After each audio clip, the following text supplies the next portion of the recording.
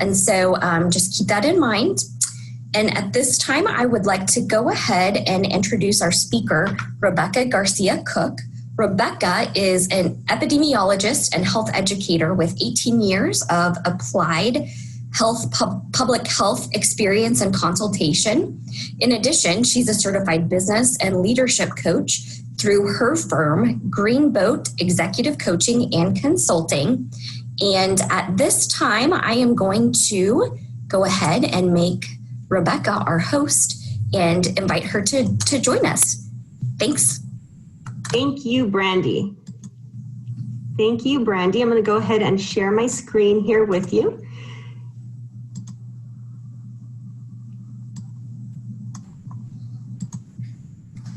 Okay, so our conversation today is about reopening Kansas City and helping you as business owners create new norms in this, our COVID-19 reality. So the situation is constantly changing, and so the data that's in here was current as of May 24th, which was Sunday, but I have links so you can follow everything as we go on. I want to thank the Women's Center as well for hosting me for this presentation.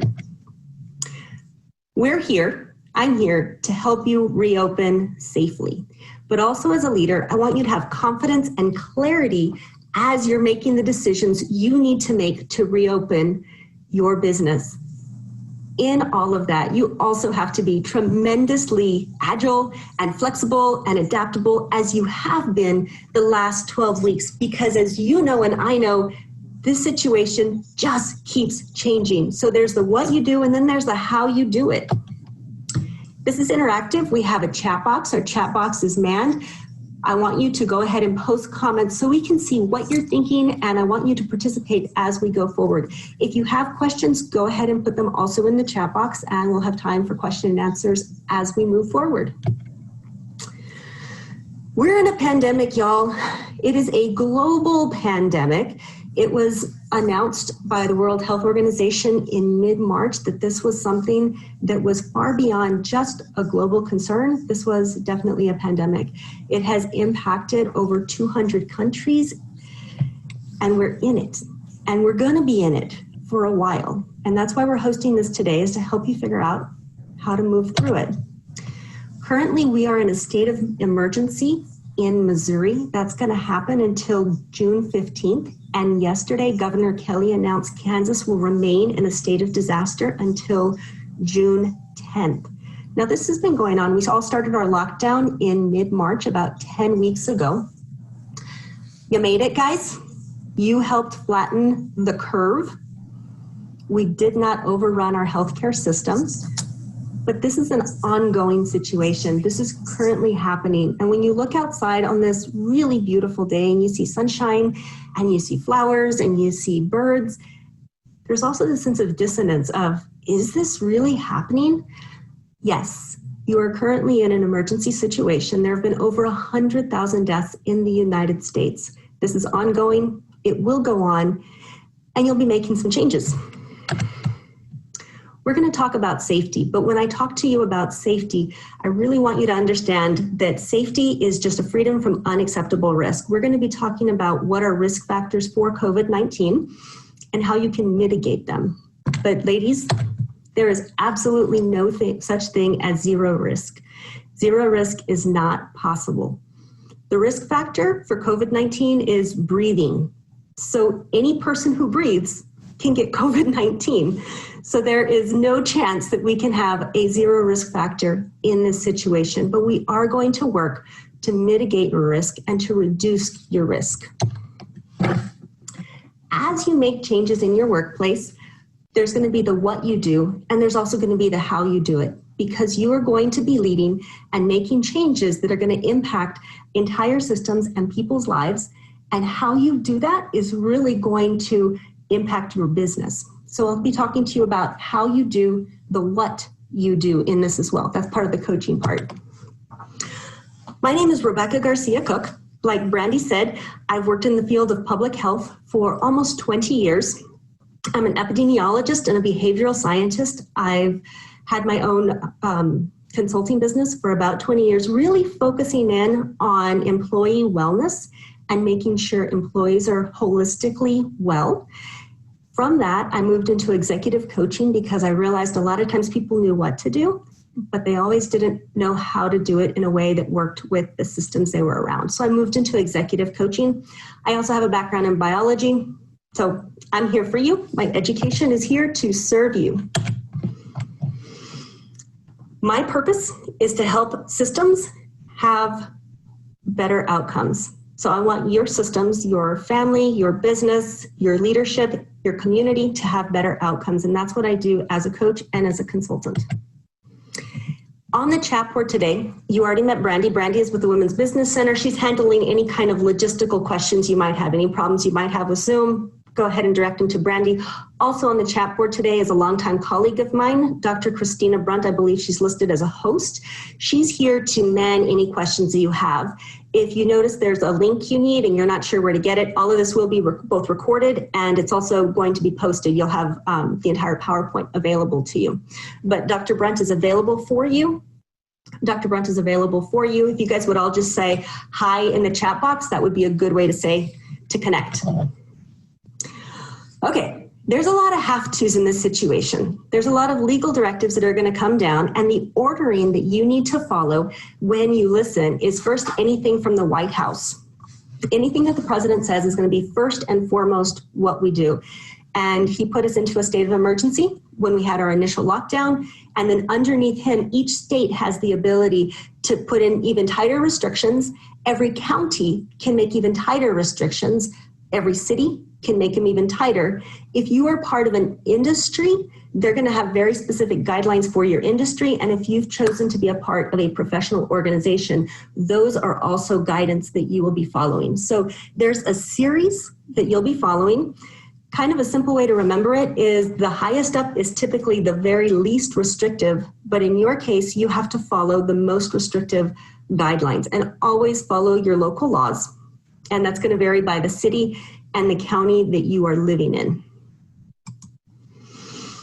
Statewide plans are available. Missouri has theirs, Show Me Strong plan, and Kansas has the Ad Strata. Both of them have a phased reopening, and you'll need to follow whatever phase we're in. And these are going to be changing as we move forward. These will be changing as we move forward. Yesterday, Governor Kelly, May 26th, Governor Kelly announced that opening is no longer going to be state mandated. It's going to be mandated at the county level, even though she will still be giving recommendations to the county. So really recognizing who you need to be listening to and follow is going to be a key part. If right now in the chat box, you would write what county you are in. So in my case, I'm in Johnson County. Just go ahead and type Johnson County or Jackson County or Clay County. Go ahead and place what Wyandotte County, name the county that you're in right now. And that's going to help you as you think about where you need to go for your information.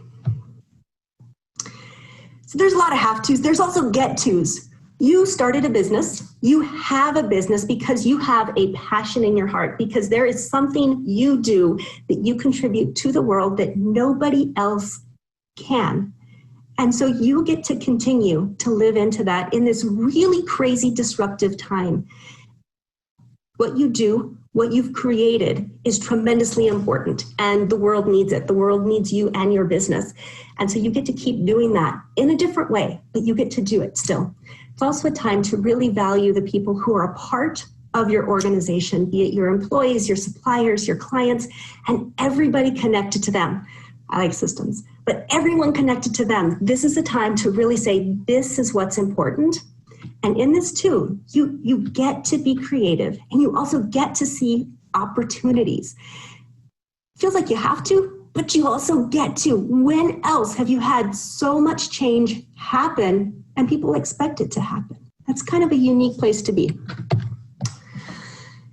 If you get overwhelmed in this whole presentation, which I'm sure you will, because there's going to be a lot of information, and you say, oh, what do I do? Safe Return KC is the emergency response team for this entire region. They've put together some really good resources. So if you leave all of this and you just say, oh my goodness, I can't follow any of that, go here. It's a good start. It doesn't have nearly the depth, but it's a really good place to start. It has summary material and it has good links. So if I give you one thing to look at, that's going to be it. Our presentation outline is going to be the situation overview, which we just finished. We're going to talk through the epidemiology of COVID-19 because I'm sure you have received so much information. I want you to make sure it's all good information. We'll talk quickly about breaking the chain of infection. Key for you in your situation. And then we're going to walk through the CDC's guide on Ready to Open. It's a process guide. And I know you guys all know processes because you have businesses. And this is going to be the process you go through to go ahead and make sure your business is safe, that you have mitigated the risks in your situation in order to help you open. Okay, COVID-19. We are all now armchair epidemiologists. When an epidemiologist is going to be talking about any kind of disease, we start out with the agent, the host, and then the environment that it is in. In this case, the agent is COVID-19. We're the hosts, and the environment is any place it is able to live. So all of our surfaces around us.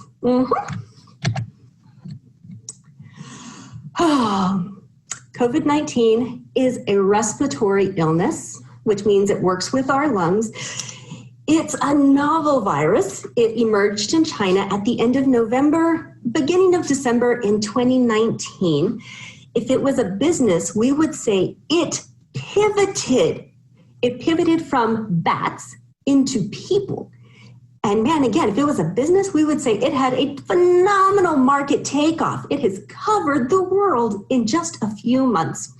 It has a very long official name, but it can easily be called just COVID-19 virus, both the disease and the virus being referred to by the same thing. When epidemiologists talk about infectious agents, there are 6 characteristics we talk about. This is my official epidemiology voice. The names are very, very serious names. However, they really just mean, can I get it? Does it make me sick? How sick do I get? Am I going to die? Does it make poison? Can I kill it? And can I fight it better next time? So we're going to go through each of these for you and for your business so you can say, okay, now I have all of these pieces clear. As I put in different kind of infection control strategies, I know I've got really solid information. If you can see the screen, you'll see a really quick color coordinated chart on all of these going through, can I get it? Which really means, can I get it? Can my employees get it? Can my associates get it? Can my clients get it? And we're going to go through each of those. All of these pertain not just to you as an individual, but to people as infectious hosts in this. So the first one is infectivity. Can I get it? Can my employees get it? Can my family get it? Can my clients get it? Can people get COVID-19? Yes. So COVID-19 is a respiratory disease. It is passed primarily through airborne droplets. That means droplets and spray come out of our mouth and other people take them in. Secondary, it comes through fomites. Can you all say fomites with me? I really like that word. Fomites. Fomites.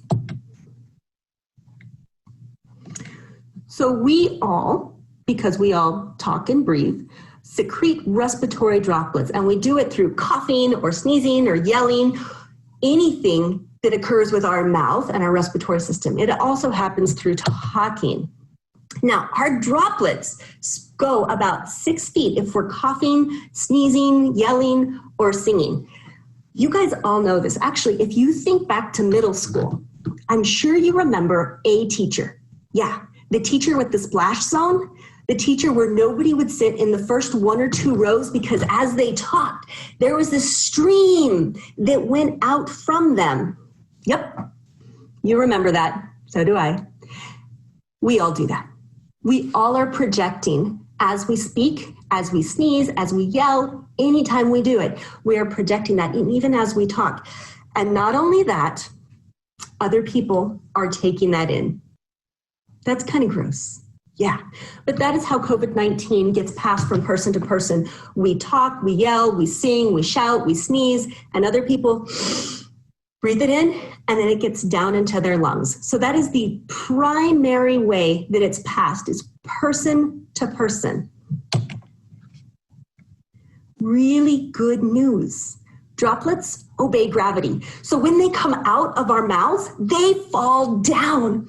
You don't have to worry about walking into this like cloud of smoke. COVID. No. As it comes out of people's mouths, it falls to the ground, which is really fantastic. Okay.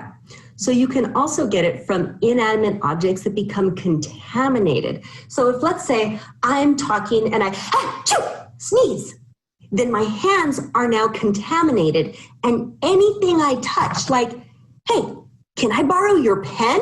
I need to sign something. This is now a fomite. Say fomite. Yeah, fomite. Okay, so this is now contaminated, and anybody who touches this is not only going to be picking up my pen, but is also going to be picking up the virus, which is now on the pen because I sneezed on my hand and touched the pen.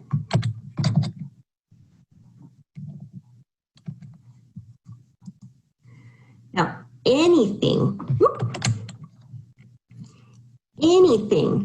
that gets touched after someone has contaminated hands could become a possible fomite. That could be a computer mouse. It could be a telephone. It could be a touchscreen computer, pencils, pens, anything that people touch. And really it's this. It's frequently touched items because you have a greater chance that somebody with the virus touched it and are infrequently cleaned. And so it gets on the hands, and then what happens is people touch their face. They rub their eyes, or they rub their nose, or rub their mouth. Any of those ways, move it from the hands into the face. Epidemiologists also have another word called the R-naught. The R-naught just talks about how many people does one person pass it to. Now, it starts out with a single person, and it typically gets passed to about 2.5 people. Now, I've never yet met a half person, but COVID-19 has, and it passes to about 2.5 people. And prolonged contact really increases the risk. So anytime people are together for a long time, like families or coworkers or people who attend a party together, they're all talking together for a long time, much greater risk that people are going to be getting the virus from someone who has it because they've had a whole lot of contact together. And so that leads to what we call super spreader events. You guys might have heard about the choir in Washington. They had about 60 people who got together to sing for 2.5 hours. And out of 60 people that got together, one person came in with very mild symptoms, and it passed to over 40 people. One person to 40. There was also a restaurant in China. One person came in with with no symptoms, and they passed it to almost 10 people in their family just from that restaurant setting. A whole lot of details with that. It's not just eating out, but you can have a super spreader event where one person passes to multiple people, but typically it stays with a kind of smaller number. So when is COVID-19 most infectious? Well, the bad news is when people are asymptomatic, about 1 to 3 days before the symptoms appear, and then very early on when they're starting to show symptoms is when people are most infectious. That doesn't seem fair to me, but that's when it's most infectious. It takes about The symptoms typically last about 2 to 14 days. And at that time, and towards the end of it, it's understood that people are a whole lot less infectious. Although that is still uncertain, scientists are still learning a lot about how the virus works. But the big thing to know is that before people demonstrate any kind of symptoms, they actually tend to be pretty infectious. And even at the very beginning of their disease, they are also infectious. If you're thinking about people returning to work, though, good news, after about 14 days from onset of symptoms, people are no longer infectious, so they can come back to the workplace. That's still changing. You can follow links to figure out where I have links posted, and you can follow the most current advice from the CDC on when people can return to work. Okay. Still talking about how infectious is it. In Kansas, we had our very first case on March 7th, And on Sunday, we had almost 9,000 cases of COVID-19 in Kansas. Missouri had their first case March 7th, and as of Sunday, they had almost 12,000 cases. The United States had its first case on January 20th, and the United States now has 1.7 million cases. Worldwide, we're at 7.4 million cases, and like we said, that pivot from bats into people happened at the very end of November, early December. So this has spread really, really quickly. So as you think about your business, these are a few things that you're going to want to consider. Again, you're getting this PowerPoint, so you can listen right now. But expect COVID-19 to impact your business. It is here. It is not going to go away. It's not going to go away until we have natural herd immunity. That means 70 to 80% of the population has gotten it, or we get a vaccine. And that's probably at least 18 months away.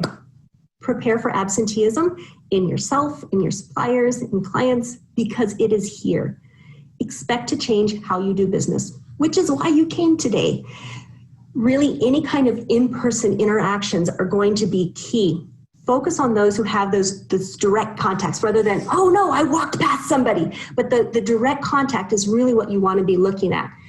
Consider fomite control, and really also talk about your organization culture, about when people are sick, that they need to stay home, because even a little sick still means a lot contagious.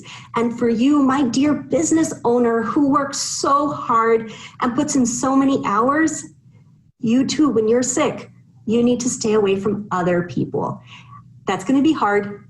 I know you work hard, but in order to take care of your business, you also need to stay home. On your R-Not, expect if someone gets infected, other people are going to be getting infected as well. And also expect that at some point in the next 18 months, people in your business are going to need to self-isolate, because even if they are not sick, they are likely going to be contacted about having been in contact with someone who was sick. So you need to think about these things as you think about your business. It's gonna happen. It is going to impact your business. Can I get it? Yes, you can. And so can your employees, and so can your clients, and so can your suppliers, and so can all of their families. Yes, you can get it. So, does it make me sick? The symptoms that the CDC says for COVID-19 are first kind of the coughing, which spreads it really well, shortness of breath and difficulty breathing, fever, but not always present, chills, some muscle pain, a sore throat, and then a new loss of smell or taste. That's kind of a fun one. It's not all the possible symptoms, but this is the really, really simple list that most people present with.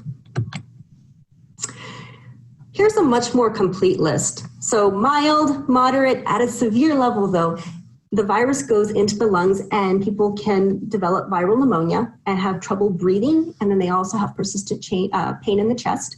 It impacts the neurological system, and COVID-19 also impacts a person's immune system, and not just in the fighting, but it impacts how the immune system works. So it impacts the respiratory system, the neurological system, and the immune system. And most severe, it can cause death. So stay home if sick. Your colleagues need to stay home if sick. Clients need to stay home if sick, even if just a little bit sick. Yeah, that's hard. First, you would call your doctor, or any of your staff would call a doctor, say, hey, these are some of the symptoms I have. If you're not sure though, CDC has a free self-checker for COVID-19 online. It looks just like this. The link is at the bottom. You'd go to it, you type in your symptoms, and then the CDC would say, hey, these are some of the things you need to do. It is not reported anywhere. It just gives you some guidance if you don't have someone you can go to. In addition, Kansas has an info line, and Missouri also has an info line where you can call, you can talk to medical professionals and talk about what's happening. You can also use these resources in other ways. But people can call and say, hey, these are my symptoms. What do I need to do? First and foremost, though, call your own personal physician. Don't go into offices. They don't want to see you, especially if you might have COVID-19. But give them a call. Telemedicine is a really big thing right now. There's also community resources available for you. Every county and city in this area has also set up different hotlines that you can utilize. This is the one for Johnson County. It's staffed by school nurses and it's available for your use. And if you have questions about COVID-19 or about what phase we're in or about anything else, you can call and talk to somebody directly and they can give you some really phenomenal information about what you need. It's like your own private consultant. It's pretty great. So, does it make me sick? Usually it does. Something to really pay attention to with your business is expect there to be a whole lot of uncertainty with your symptoms. COVID-19 can present in a really mild fashion. There is no way to determine whether you have COVID-19 or whether you just have a common cold or whether you have the flu. So as a business, you need to have some sort of policy and plans in case anyone has any kinds of symptoms, including you. I know that's hard. Yeah, you work hard, and I'm sure you typically work even when you're a little bit sick. You can work from home. You don't have to stop. Also expect, though, impacts to mental health. The disease progression for COVID-19 really varies. Sometimes it's very mild and then it gets really bad, and sometimes it just stays really, really mild. But with someone comes down with COVID-19, just the mental stress of knowing that and the fear and anxiety, which I'm sure in the last 10 weeks you've experienced some of, that is tremendously impactful for anyone, for yourself, and then anyone on your team. Expect for your team morale to be impacted if anyone they know gets sick. It also comes with this heightened sense of danger of, oh my goodness, something around me is happening and it might happen to me too. And it's happening to someone I care about. And that really impacts people and their performance. So you being a voice of calm in the middle of it is highly important. Check on your people. Check on all the people that matter to you because this is impacting them. And for you yourself as your business leader, make sure you have people in place who are supporting your own mental health. If you find that you tend to be moody, irritable, angry, short, all of those are signs that you need to have a conversation with an advisor or a friend or a counselor or a coach, someone who can help walk with you during this time period, especially as you're helping other people in this time as well. So you're likely to get it. It's likely to make you sick, but how? How sick do you think it might make you? Okay, so out of 100 people who get sick with COVID-19, about 80% of them stay in a mild to moderate place. About 14% have severe illnesses, often needing to be hospitalized. About 5% go into a critical state and they might have to be intubated. And right now, the fatality rate for COVID-19 is at about 2.3% of people who get it. So these numbers are changing. We're learning more and more about it, and they vary by region. But about 80% just have mild to moderate symptoms. I'm sure you're saying, okay, well, that's not so bad. There are people who have a higher risk for severe outcomes, not a higher risk for catching COVID-19, but a higher risk for severe outcomes. And those are anyone who is an older adult. 65 is kind of the cutoff zone that they've used. And also severe underlying medical conditions. This is a place where you're going to need to talk to your HR person because asking about underlying conditions hit ADA guidelines. Here's your link on the bottom for it to go explore the equal opportunity, the EEOC, and to look at that. But you'll be needing to ask questions on it. Make sure you do it in a way that's appropriate. Make sure you're doing it in a way that's appropriate. Your recovery time, also important as a business owner. Typically, it's 7 to 10 days for mild to moderate cases, and once symptoms abate, people can come back into the workforce. For your severe cases, though, it can last 10 to 12 weeks, and it can just be ongoing with incredible fatigue in some cases. So it's not just the flu.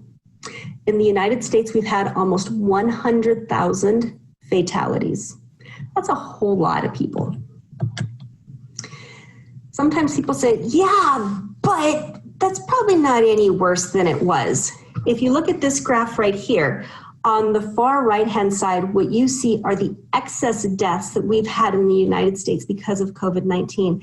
And that top button, that top X is actually a 30% increase in deaths that week in the United States. So it's not just the flu.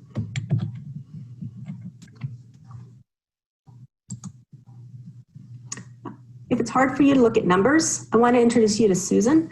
Susan was a teacher for 55 years. She loved leopard print. Her students spoke super highly of her. She was loyal. She loved Italian food. It's people like Susan who are no longer with us. So this is not just the flu.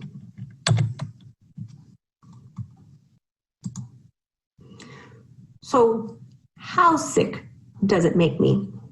Could be really mild, and it could be fatal. As a business owner, as you apply this to your own setting, expect COVID-19 to present uniquely. There is no one way that it's going to happen.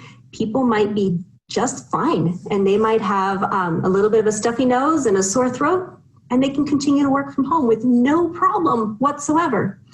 Other people are going to be so fatigued that they cannot do anything from home or from the hospital. You need to also pay attention to ADA guidelines for who is more likely to be the severe cases.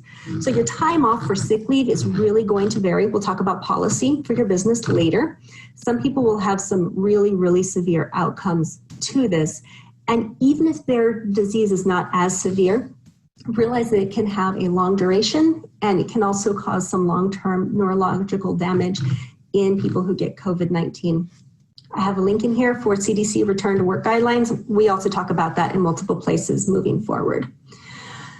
Follow the Equal Employment Opportunity Commission's guidance on talking to people about risk factors. Talk to your human resource person, and those links are in here as well.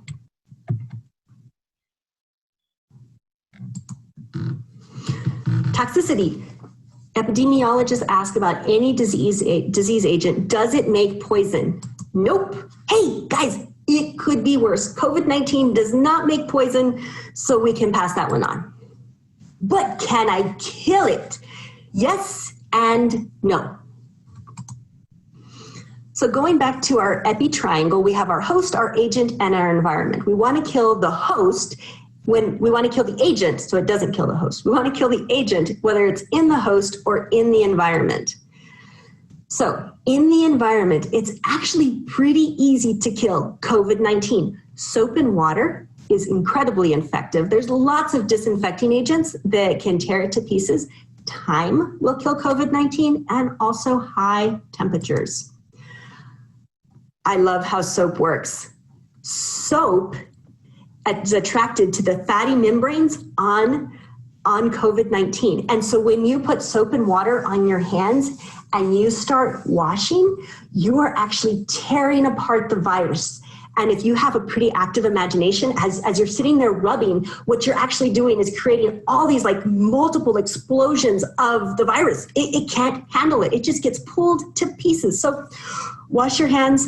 Think of Star Wars. Think about mighty, mighty battles with soap and water. If you're using your environmental disinfectants, you're going to be using anything off of the list N, which the EPA and the CDC has put together. They also have a process for deciding what to clean and when to clean it. This is very detailed. Sometime you'll need to sit down with it and say, okay, what and how, what and how, what and how. OSHA, once you have people working with chemicals, you need to also pay attention to OSHA if you're a business that has more than 10 employees. So you can absolutely disinfect. It's easy, simplest thing is something with 60% alcohol, or just a bleach solution, which is 1/4 cup bleach in a gallon of water. All of those are listed on these web pages, and they are also all listed on the CDC website. time and temperature. So COVID-19 degrades over time, and it's actually pretty short. Within a few days, the virus is no longer present on any kind of surfaces. The RNA continues to be present. So sometimes you've heard people say, well, they can still find it. And it creates a lot of fear. Yeah, the RNA is present, but the infectious virus is no longer present. And so that also varies by surface type and by temperature. So depending on what your situation is, look on the CDC website, and that can give you a lot more specifics. That is there at the bottom. So CDC came out with this very recently. The clarification they want to give is the primary way COVID-19 is passed is person to person. Person to person is that primary infection source. In fact, they took contaminated surfaces from it is passed to it may be possible to get COVID-19 from environmental surfaces. So hear that.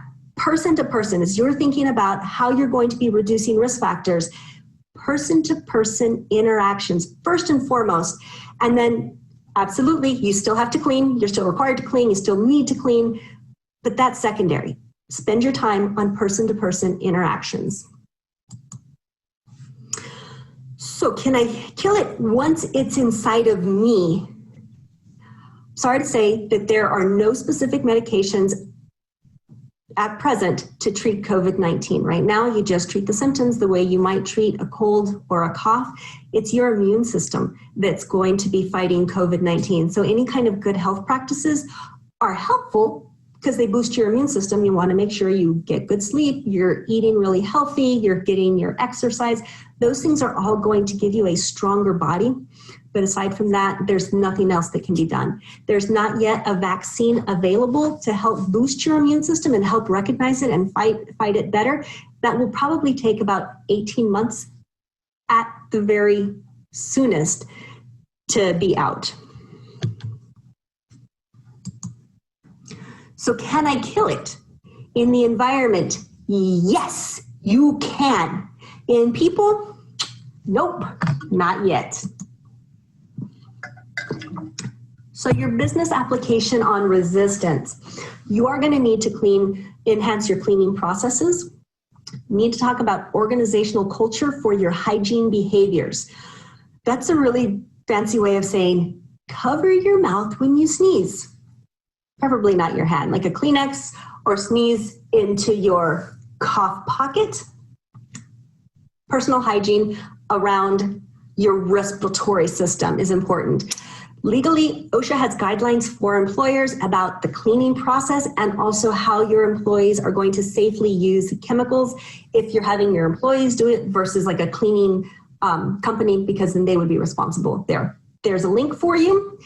And the biggest thing I want you to take away from this whole area is prevention is key. You just don't want people to get the virus in their body. Just keep people and the virus apart. Okay, so can I fight it better next time? Probably, maybe. We don't know yet.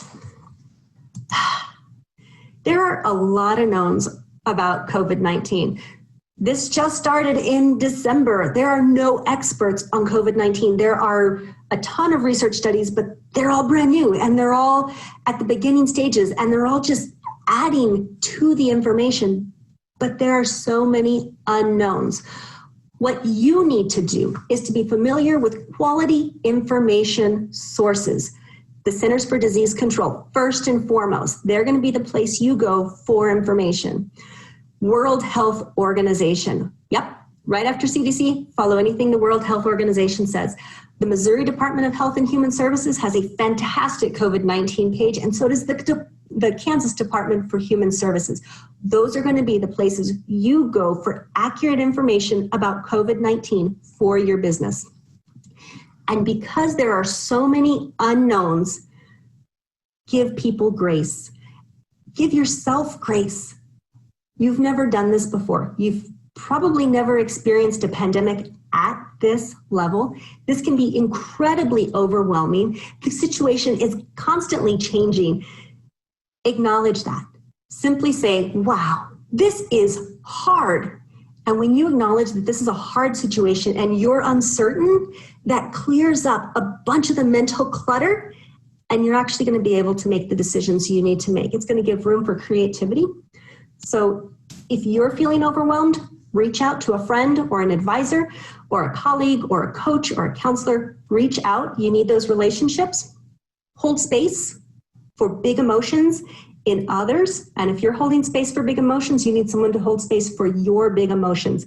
You absolutely will have them. And then keep going. Hey, you've made it this far, and keep going.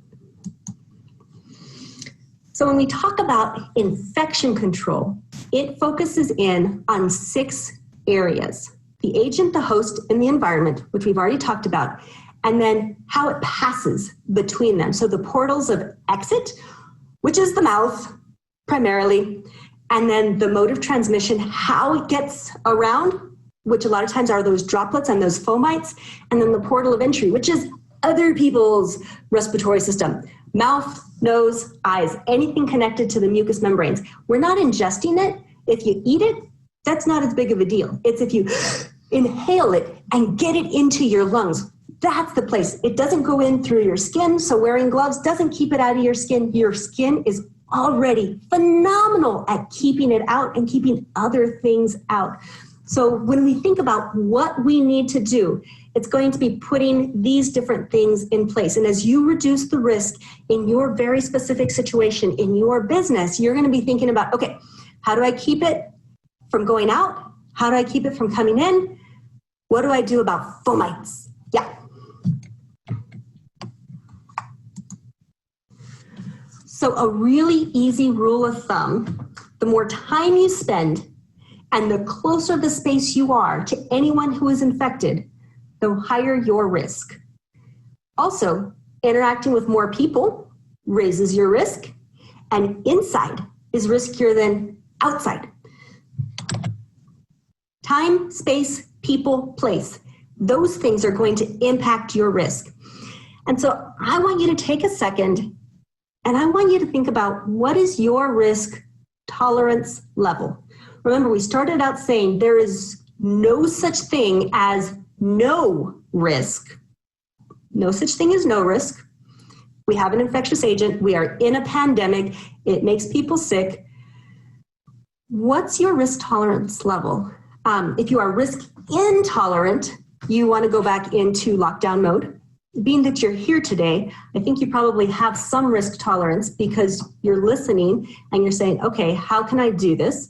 How can I do this safely? So if you would put that in the chat box right now and just take a second and write down what you think your risk tolerance level would be around COVID-19. Okay, and so now also, let's go ahead and take any questions on this section. Christina has been bringing those questions together for me.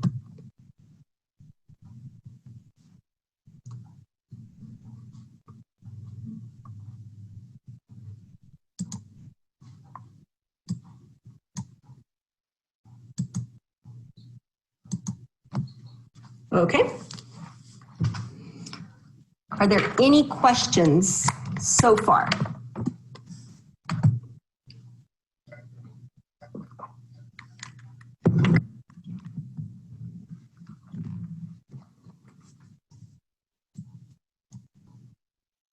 I'm spending time right now looking at the chat bar, if you've put anything in there. See a lot of Johnson County, business in Johnson and Jackson.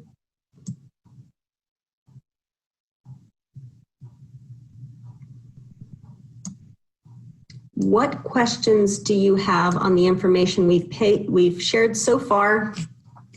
What is your risk tolerance level?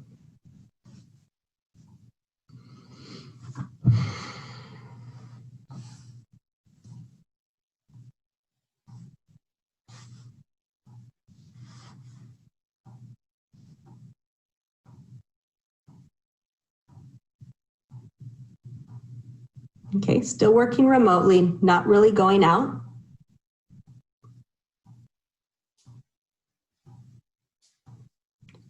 Working remotely is a really effective way of social distancing.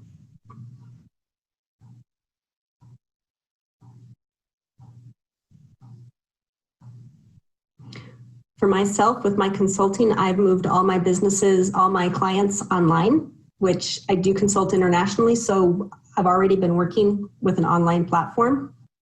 So that worked pretty well.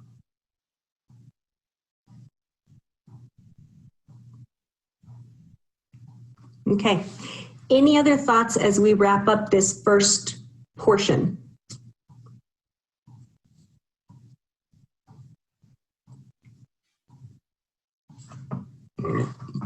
I'm not seeing any comments.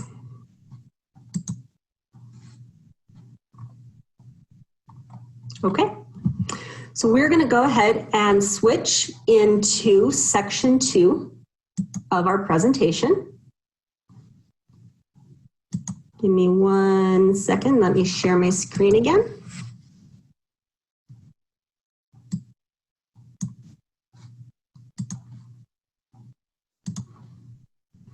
We will start on part 2.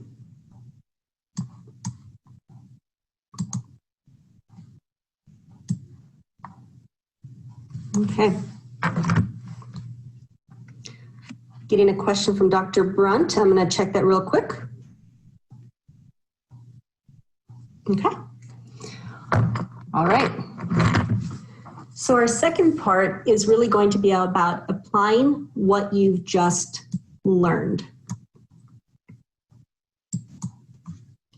Again, I want you to be able to reopen safely and to have confidence and clarity. I'm sure many of you have already spent a lot of time trying to figure out what to do. So I hope as you go through this, you are validated in the steps you've already taken. I'm also giving you a process that you can work through. So if you're missing anything, you've got it.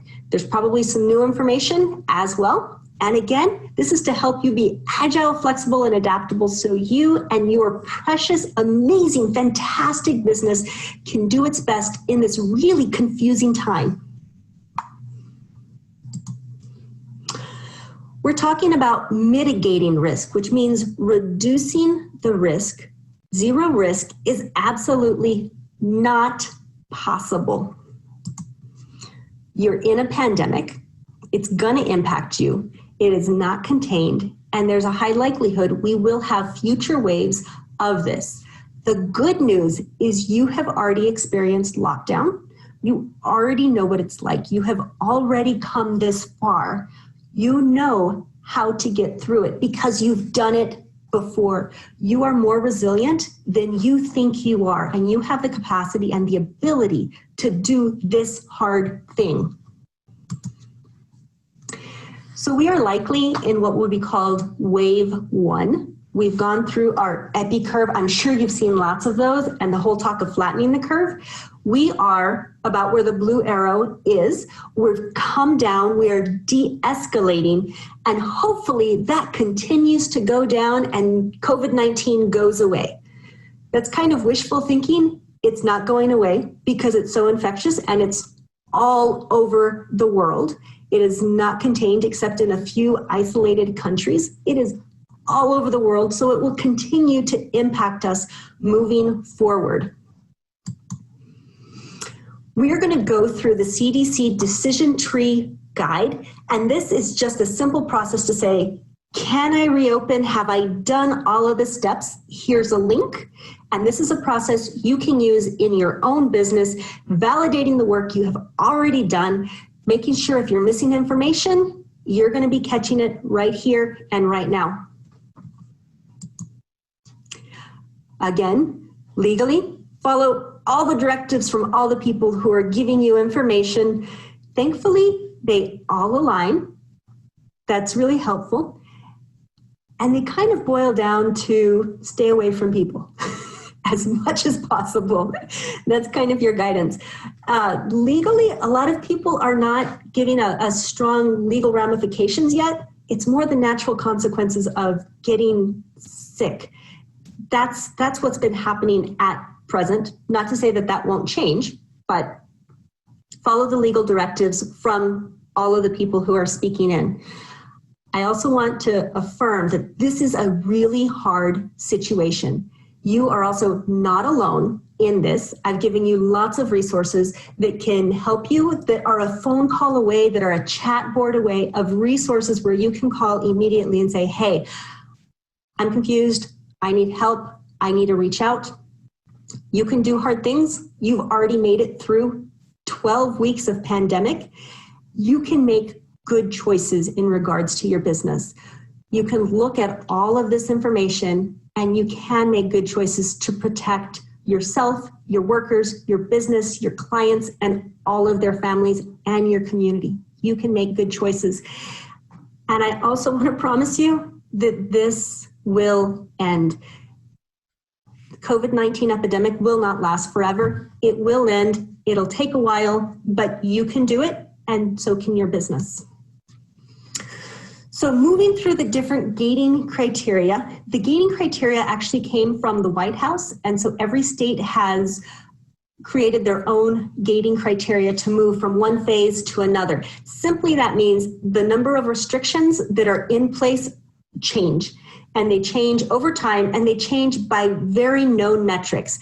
So for Kansas, in order to move into a new phase, they want to see stable or declining rates. So when you think about that epi curve that goes straight up and down, they want it to either be going down or to go ahead and be level. If they start to see an upswing, that's when Kansas, Missouri, any state is going to start to impose stronger lockdown measures that might impact your business. Like what we saw in no in-person commerce, a complete lockdown, only telework. They're also looking at hospitalization rates over a 14-day period and number of deaths. And this is consistent in both Kansas and Missouri. All of this is available publicly. Like, you can go and look at it on the health department's website, and you can actually prepare for what's going to happen in the next 14 days. So, for example, we just had Memorial Day weekend, and so there's a possibility that because of everything that happened, especially in the Lake of the Ozarks, there will be an uptick in cases. And you can go to the dashboard data on the Kansas website, most of your counties have it, or on the Missouri website, and see what's happening and go, oh, yeah, these are going up. We're probably going to stay where we're at or take a step back if it's really intense. And you can have an idea of what's happening. So that can really, really help you prepare. But even going into the fall, knowing that there is going to be movement between these phases is going to be helpful for you. It's not just going to open and go away. There will be changes, but they're changes that you can prepare for. So this is the CDC document on reopening and what you need to do in order to reopen. Now, there's lots of information like this. This is the one I'm choosing to use because I think it's very straightforward. There's a link on the side. There'll also be a link in the chat board. And this kind of says, yes, no, have I done it? Have I not done it? All right, how am I mitigating risk? That's what we're looking for to do. First and foremost, is it legal to reopen your business? If you're in Missouri, go to the Show Me Strong plan and see if you're a business that can open. If you're in Kansas, go to the Add a Strata plan and see if you can reopen. To know for Kansas, Kansas has now, as a state, given that to the county level, and it's now the counties that are choosing whether to follow the Kansas plan or not. But again, you remember, White House, state, county, city, you need to follow all of those that you're under. But the place you'll usually go is to the Kansas plan and say, is my business legal to reopen right now? And the question they ask, are you ready to protect your employees who are at a higher risk for severe illness? Now, we talked about some of the personal factors about increased risk. That's under the Equal Employment Opportunity Commission. Direct resources about what you can ask and what you can't ask. They have a guide, they have common questions. And a lot of that is really, how can you make a reasonable accommodation? You can go to askjan.org, which is tied into making reasonable accommodations for people to protect them at an even higher level. So one is asking, is there a person with higher risk or a person with a family member with a higher risk that I want to really protect? And also, Does the employee have a work-related risk? And are you prepared now to make changes to the workplace in order to mitigate their risk? So if you are a business that has more than 10 employees, you need to follow OSHA's guidelines, which also includes the OSHA 300, writing down any kind of cases associated with your business, but also keeping track of what you've done for safety purposes. OSHA has a complete page dedicated to COVID-19. It is very easy to navigate. It's very easy to navigate. And part of that is determining what your workers' exposure risk is to COVID-19. OSHA also has a phone number where you can call and talk to somebody. And this is not part of their enforcement guide. It's not going to connect to any kind of penalty or any kind of citations. It's free, it's confidential. If you're saying, oh my goodness, this is gonna bring in OSHA, what do I do? Call them. You're not alone, they're here for you. Your health department is also here for you. You are not alone in this situation. So OSHA has their occupational risk pyramid from very high, but if you are here today, you are probably in a medium or a low risk category. Typically, the very high and high are anybody who are working with known COVID cases, which typically are going to be medical professionals. If you're in the lower risk, it doesn't require contact with people who are known to have COVID-19 or even suspected of having COVID-19. But because we are in a pandemic situation and because we have active community spread, anyone who's working with people have a risk, a potential risk of being exposed to COVID-19, even if we don't know that that person has it. So you can work through, OSHA has a lot more details about how to work through this. There's the link on how to connect and look at risk levels associated with your employees or with yourself as you work. Some of this also can give you a sense of peace of, oh, hey, it's not so bad, as you recognize that you might be in the low exposure category because of how you work and how you spend time. So I hope it's encouraging to you and not overwhelming to you as you work through this process. So if you can say yes to those first two questions, CDC gives you the go ahead and says, yes, let's move on. Do you have recommended health and safety actions in place? That sounds a little overwhelming. Really, it just means let's develop your business response plan to COVID-19. It's a process. Work through the process, mitigate risk, which we're about to do, and it's going to really help you as you move forward. You can do this. You can do this. As you think about anything you're doing, this is also some of the leadership piece is how are the things you're doing going to be received by your workforce and how are they going to be received by the public? Because it's what you do and it's also how you do it and how you communicate that out to other people. So keep those things in mind. You want to keep people safe, absolutely. But you really want to make sure too that people know that you're doing it because you care for them. So your business response plan answers that question. Are you doing the things to keep your people safe? You want to talk about communication. You want to figure out your policies. You want to talk about business continuity planning, healthy hygiene practices. Think about your building and your space, social distancing, PPE.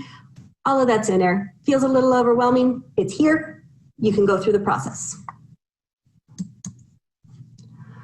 Communication. Figure out who is going to be the one who talks about COVID-19. Include your OSHA 300 log if that's necessary to report any kind of cases. How are you going to communicate this out? Who is the voice box? I know most of you are in businesses with less than 5 employees, so this is probably going to be you. Just knowing that this is going to be one of your responsibilities and clarifying how you're going to work through this process is going to be really, really helpful for you. So if there's more people than just you in your business, start thinking about who your workplace coordinator is going to be for COVID-19 information. This is the official spokesbox. When something comes from this person, it represents your business to all of your clients, to all of your employees. And this person has a really important job of keeping other people calm and informed. And when people are informed, they do a whole lot better. So it's a key role for you. If it's you, tell people, tell your staff, tell your clients, hey, I'm informed, I know what I'm doing, and I'm confident that we are taking care of people. Figure out who all you need to talk about when and what and how, and who's going to talk to the health department if that becomes necessary. Very good chance that it would. And then tell your employees what you're going to do. Don't just keep it hidden. I'm unsure about it. It might change. Yes, you are unsure. And yes, it probably will change. And that's okay. But communicate to people in this situation. People need to know that you are taking care of them. Clearly communicate.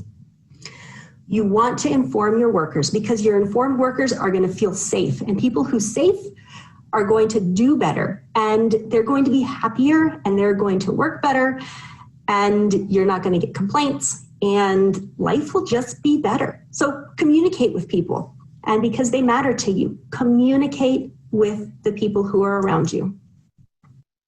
So there's a whole lot of policy that you're going to need to consider. And if you're, again, a smaller business, which many of you are, just think about more of procedures, like what's the structure of how you're going to do this. You need to be flexible. You need to allow different ways of working besides just a building or just in person. Be really flexible. Be flexible and creative about hours. Now, when people are sick or possibly sick, you need to also be non-punitive. Like someone can't come in because they're sick. Oh no, you can't get any more shifts. Not the time for that.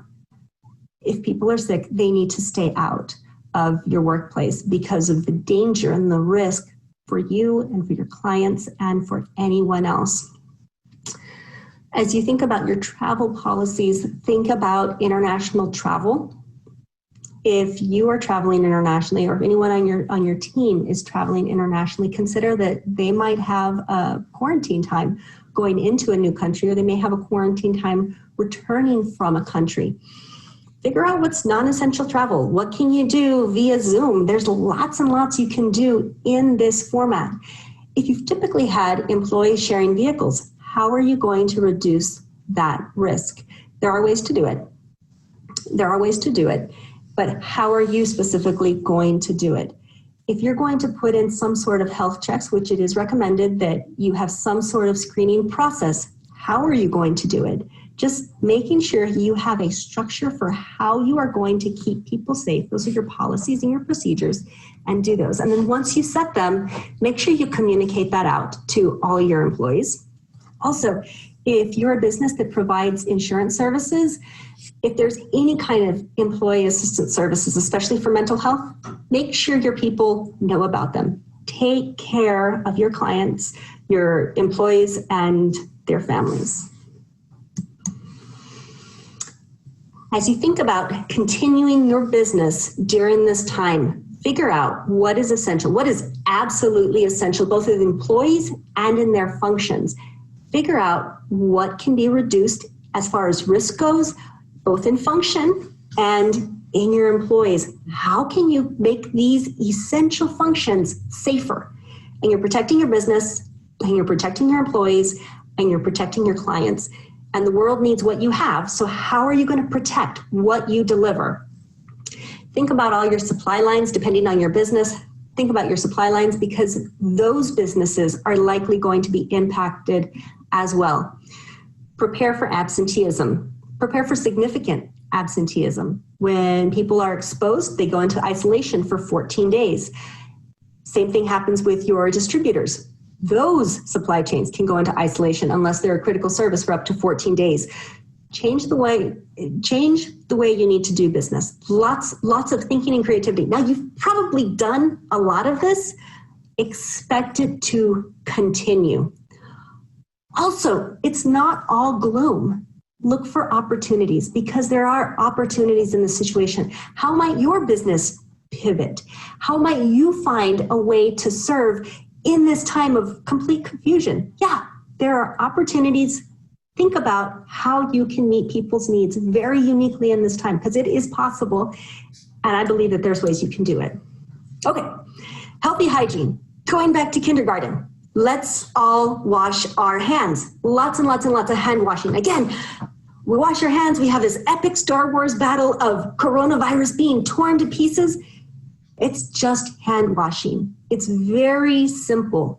And because it's so simple, people tend to think, oh no, it's not enough. It is tremendous, tremendous. Make sure everybody washes their hands. You can even train them how to wash their hands and have them watch a video. You can train them how to walk out of the bathroom without touching everything and reinfecting their hands. Have people wash their hands. And if they can't wash their hands, have them use hand sanitizer.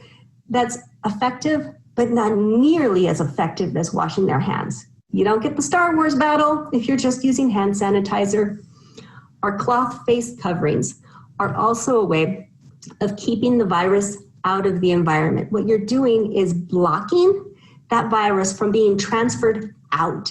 Because remember, people tend to be infectious before they're showing any kind of symptoms. So covering is one way of reducing that. Stay home when sick, even just a little bit. Man, I know that's a hard one. And especially, you are your own business owner. I know you work through the hard things. Now's not the time. Stay home when you're sick, even just a little. Make sure your employees are staying home when sick. It's a hard thing too. If you have a client who comes in and say, hey, you matter to me, but my business matters, my people matter.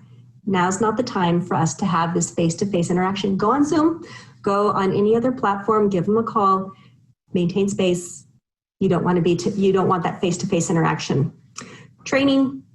Tell your people what you're doing to keep them safe. Train them. Say, hey, these are the things we're all doing. You are creating this new organizational culture of health and wellness and saying, hey, this matters. You matter, so we are all staying healthy together.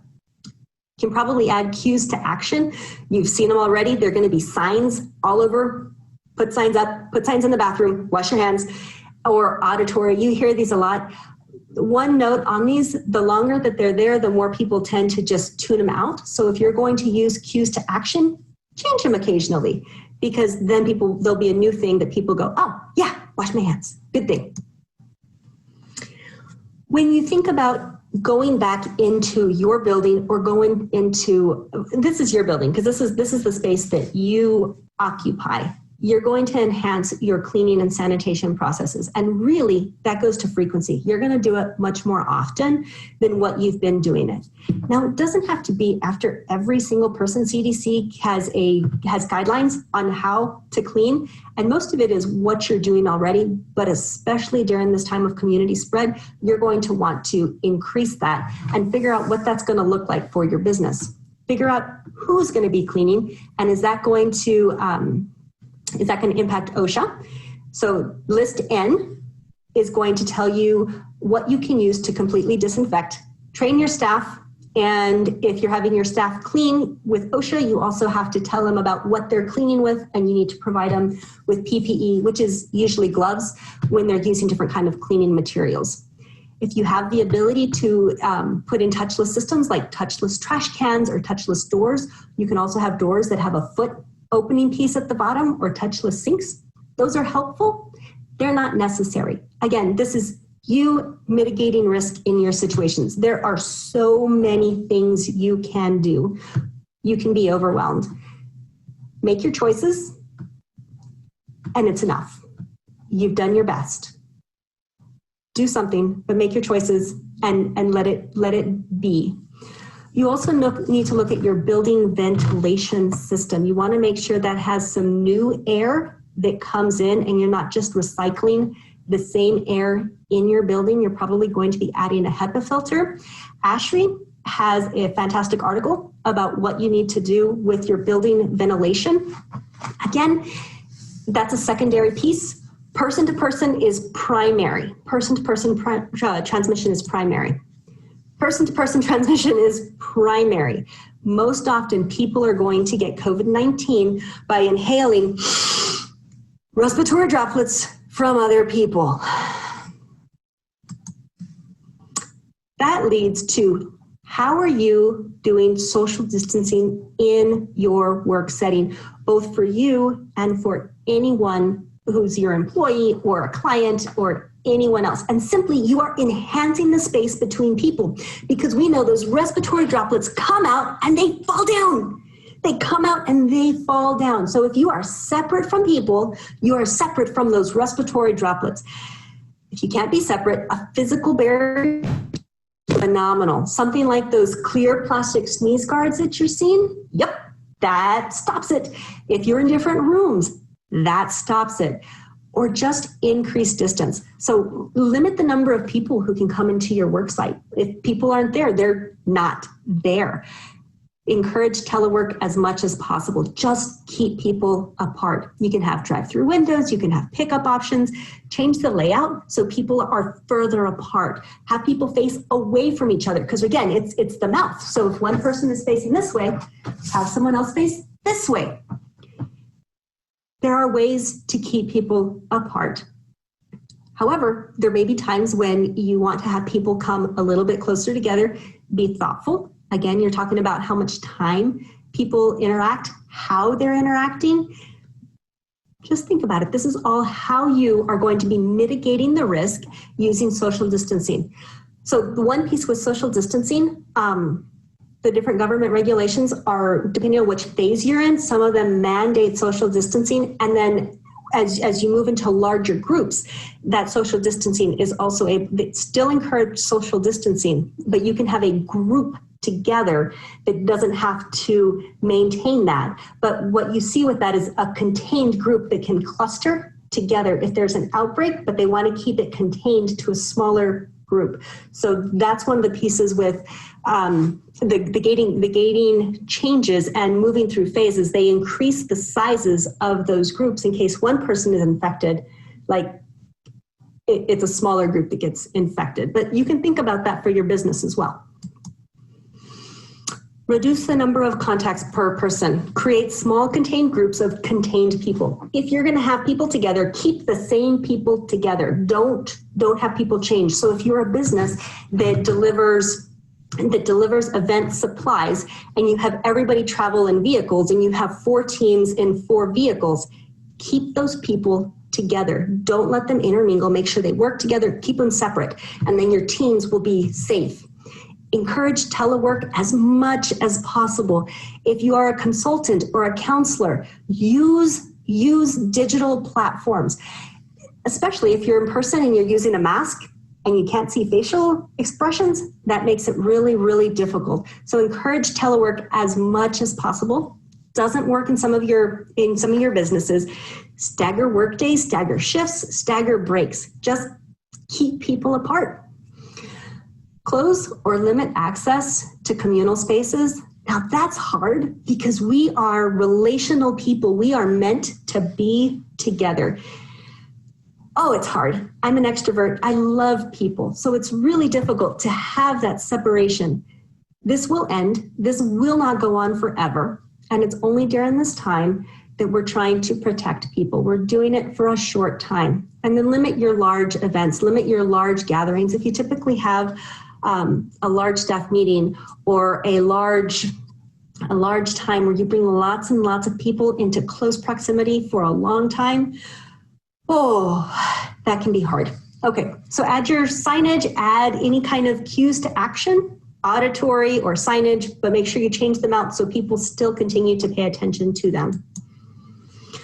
Again, that rule of thumb, the more time that people spend together in a contained space with infected people, the higher their risk is of getting COVID-19. The more people you interact with is going to raise your risk, and inside is riskier than outside.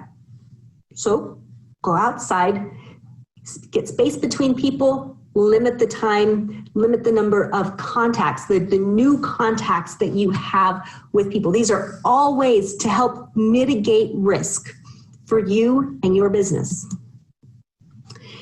PPE. Okay. Ensure that what people are using is actually fitting the need. As the employer, you're going to be paying for PPE. PPE is personal protective equipment. It's meant to protect the wearer. Ensure if you're going to be using PPE that you have a source for PPE. Depending on what people use, and again, this is higher risk levels typically, or in your medium risk, but you're working with someone who you think might have it, providing gloves, gown, face mask, or a face shield and goggles, because when you're working with someone who you know or are suspected of having COVID-19, there needs to be a lot more protection in place. If you suspect someone of having COVID-19, respiratory droplets are considered a bodily fluid, and there's some OSHA training that's required as well. OSHA has that information on their website. It's going to be also under their bloodborne chances of working with blood, but the respiratory droplets fit under that as well. Cloth face coverings are not PPE. Cloth face coverings are meant to protect other people. But if you as an employer are requiring them, consider providing them. So they may use them, they may not. Current recommendation is if you are not able to maintain physical distancing, it's encouraged that you wear a face cover. Yeah, it's about protecting other people with the face cover and keeping possible things from becoming fomites. Personal protective equipment paid for by the employer.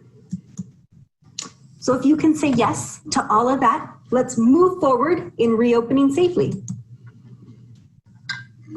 Is there ongoing monitoring in place for your business? Checking for signs and symptoms of COVID-19 is something that you're going to need to do. So some sort of health screening of your employees and even of yourself. This needs to probably happen daily.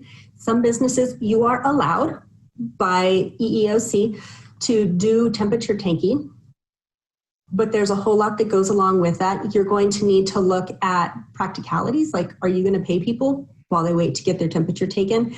Who is taking the temperature? What kind of training does that person have? What kind of PPE does that person have? How are you caring for data? Whew. And you need to do the same exact process for all staff if you're taking temperatures. You can also just ask people, hey, have you experienced any of these symptoms in the last day? It's a whole lot easier if you're a small organization. That's probably going to be a much easier route for you. CDC has some questionnaires you can use. Basically, the question is, have you experienced any of these list of short symptoms in the last 24 hours? And asking that question every day before people come in. If they say yes to any of them, you ask people to stay home for that day. So if staff call in sick, because we are in a pandemic, you do have permission to ask about what symptoms they have, and that'll help you determine if you're going to be telling any other staff. You always protect the privacy of the person who is sick, so you don't say, hey, Mary is sick, and now everybody else knows that Mary is sick. Can't do that, but you can ask about symptoms. We'll talk more about health department and contact tracing coming up soon, but you might have to have that piece in as well. Returning to work is something that the CDC has guidelines on. Depending on when you encounter this, check the current CDC guidelines to see when people can come back to work. It'll be at least 14 days. And sometimes people will, you can require a medical note, but that's not always feasible with people getting in to see their primary care physician. So sometimes you're just going to be going with time. Again, you'll need to check the current CDC guidelines on that. So 5 steps when you get a confirmed case of COVID-19. This is a when, this isn't an if. This is going to impact you This is going to impact your business. This is going to impact a client. This is going to impact employees. COVID-19 will impact you. And at some point, you're going to put this into place. So first thing, you're going to take care of your employee. You're going to take care of them by sending them home and making sure that they contact their doctor, probably by phone, to talk about what symptoms they have. If they get a positive test back, or if they are presumed positive, this is where you're going to go into the next part. You're going to need to call your employee and ask about who they've been with. And I'm giving you the 6-15-48 rule. And that is, who have you been within 6 feet of for at least 15 minutes in the 48 hours before you started to exhibit symptoms? So let's say you came in one day, kind of had a sore throat, but it wasn't so bad. So you came in, and the next day you kind of had a cough, but it wasn't so bad. And the next day, I don't feel very good. And you go home and you decide to run through the list and you recognize, wow, I think I have these. You go to your doctor, you get your test, 45 minutes, come back, you find out you're positive for COVID-19. You need to go back and think about the last 48 hours before you had symptoms. Anyone you've been in 6 feet contact with for at least 15 minutes are going to be the people that you're going to communicate with. So then you're going to contact people who were exposed. You can do this with your own business. You can also contact the health department, and the health department can work with you. If you have a very large case, you are going to be wanting to talk to the health department to help you work through this process. The health department is for you. The health department wants to work with you. They are supporting you in this. So once you figure out who needs to be contacted, letting them know, we have a reason to believe you've been in close contact with someone who's tested positive for COVID-19. You do not disclose the person's name, that's private, and you can send that group of people home for 14 days where they are going to self-monitor. That's different for essential employees. Doctors and nurses can still work. That's a whole different category. But for your situations, probably you're going to send people home for a 14-day quarantine, and they can self-monitor to see if they develop any symptoms. If they don't develop any symptoms in 14 days, they can come back. CDC has lots of information on that as well. So if you have a confirmed positive case of COVID-19 that has entered your workspace and you have a building that you work in, you're going to need to clean your building based on CDC guidelines. You're going to air it out, you're going to clean it, you're going to disinfect it. CDC has a whole setup of how you do it. Ideally, when you air it out first, you're going to just let the building sit for 24 hours. So know that there is an enhanced cleaning procedure that you're going to go through when you have a confirmed case of COVID-19. So after you've sent the employee home, contacted the people close to them, and cleaned your building, you're also going to contact any other employees or clients that might have been there, and you just want to let them know, hey, we had a positive case. Don't disclose their name. We've contacted everybody who's been in close proximity. You've notified everyone in that area. There's a potential that you were exposed, but we've already contacted everyone we do know. These are the things we've done to keep you safe. You want your employees, you want your clients, you want everyone associated with you to know that you are working hard to keep them safe and you have their best interest in mind.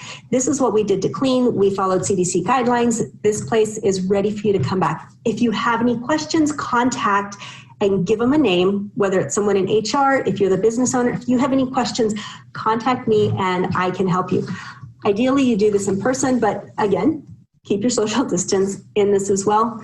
CDC has some really good information in their general business facts on going through that process.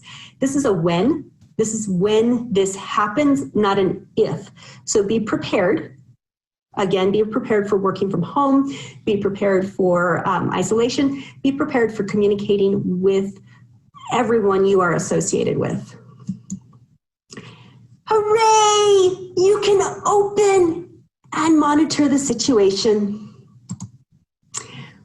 You want to have a safe workplace, and your employees want to know how hard you're working.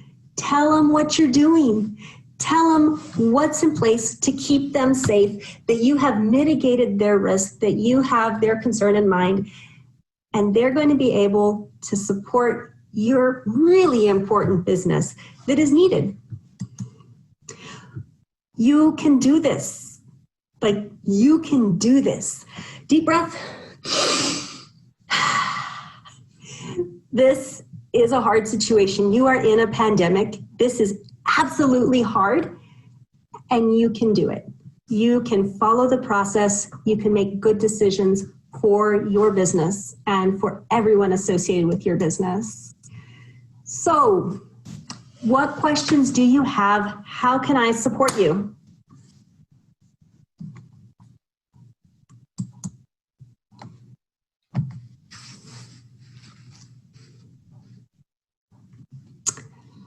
What questions do you